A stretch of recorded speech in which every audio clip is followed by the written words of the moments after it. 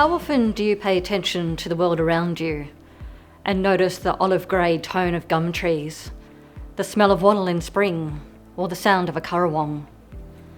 Are you aware of the way that you use your senses, or do you take them for granted? I'm deaf. I lost all of the hearing in my left ear and half in my right from meningitis when I was 4. I've trained myself to read lips, faces and bodies to work out what's going on. Deafness made me a writer. When I was young, I had trouble communicating, but I loved talking to people and being around people, so I wrote lots of letters instead. I wrote letters to my pen pals in Singapore and my relatives in New Zealand. I loved reading because books took me away to other worlds, and I was good at literature at school. When someone suggested to me that I study creative writing at university, I knew that this was exactly what I wanted to do. My most recent book, Hearing Maud, is a hybrid memoir about Maud Praed, who was born 100 years before me. Although our lives went in radically different directions, many of our experiences of deafness were the same. I used a blend of biography and memoir to show how Maud and I were expected to conform to the hearing world and the consequences of this. People think that disability is a negative thing and that it should be hidden, but I disagree. I think that disability is an inherently creative condition because it forces us to use problem solving and lateral thinking to survive in our world. This idea of attentiveness is what informs my current work, an eco-biography of Georgiana Molloy, Western Australia's first female scientist.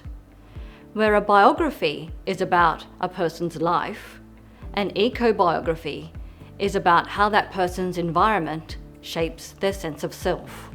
Georgiana Molloy was born in 1805 in England, and she emigrated to southwest Western Australia with her husband in 1829.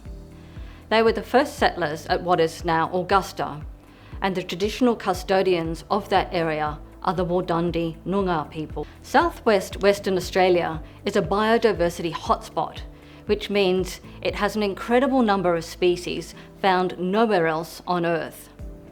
It also means that those species are highly threatened. When her second child, a little boy, accidentally drowned, she had a breakdown.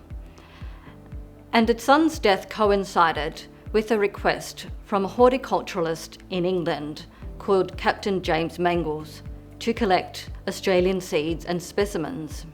Australian flora was really exciting at this time in the mid-19th century and a little bit earlier as well. And people in Britain and Europe were really excited by the species that they were seeing. They were new to European eyes, although First Nations people had known them for millennia. Georgiana said, okay, I'll collect the seeds and I'll collect the specimens. She was trained in botany because that was part of her upbringing as a gentlewoman in England because her family was wealthy, although later fell on hard times. She went into the bush to collect seeds and specimens, and she became absolutely obsessed with collecting. For her, it became a vocation, and she thought, this is the real reason why I've been called to this part of the world. She was also doing science. She was classifying seeds according to what she thought they were and sending them to England. But the problem was, because she was a woman and women couldn't be part of scientific societies, she was never recognised for her work.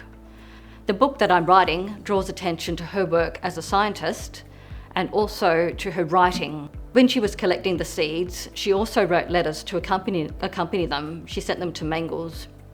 And the letters are beautiful. They're very poetic. They show a lot of craft. And she takes great delight in describing what she's collecting and what she's seeing in the bush.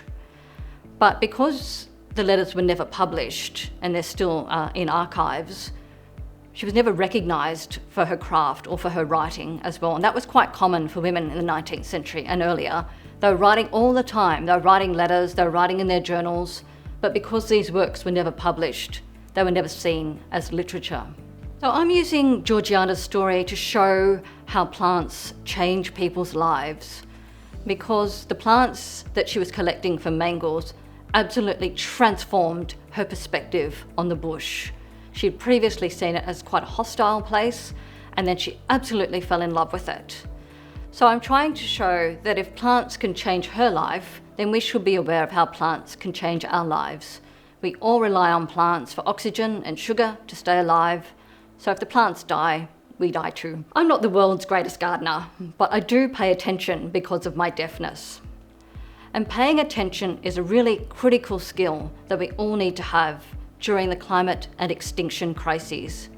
We need to pay attention to the plants and animals around us, to notice what they are and to notice what's disappearing. So I hope you can all be deaf too and pay attention to the world around you, because we all need this skill if we want the world around us to survive and if we want to survive as well.